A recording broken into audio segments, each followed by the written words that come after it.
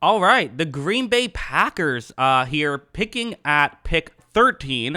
They were picking at 15, moved up a couple spots in the Aaron Rodgers trade. They actually picked the guy who was 15th on the consensus big board, Lukas Van Ness, who, he's just an interesting player. Definitely has the elite strength and the elite frame to be a star player. That's what you like about him, and I think that he will come in and be able to do what he can do well, be a good run defender as an edge rusher pretty well from the start. I think the question is he ever going to be a third down edge rusher? Is he ever going to be someone who's going to just, come off the edge? His stats when it comes to the pass rush grade, not great. His advanced analytics, not very good in that situation. Now, some people also bring up the fact that he didn't start in Iowa, but that's just because Iowa is weird and they, if they always have the players who have been there longer start. So, he played plenty of snaps. I mean, he only played over 50 snaps once in his career, but he played plenty of snaps throughout it. I'm not overly concerned about that. I do think for Green Bay, listen, they value being able to run the ball and being able to stop the run. And in that division,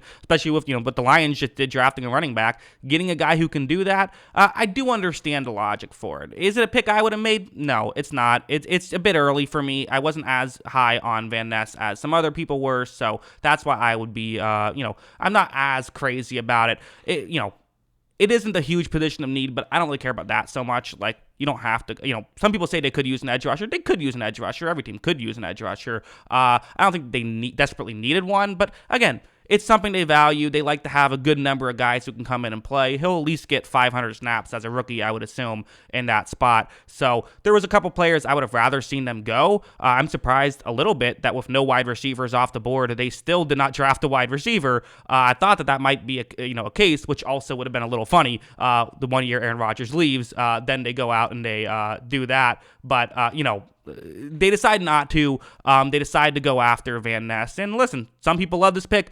I'm not as crazy about it, but I understand the logic. So yeah, those are my thoughts. What are yours? Let me know in the comments below. Always love hearing from you. And of course, as always, thanks for watching.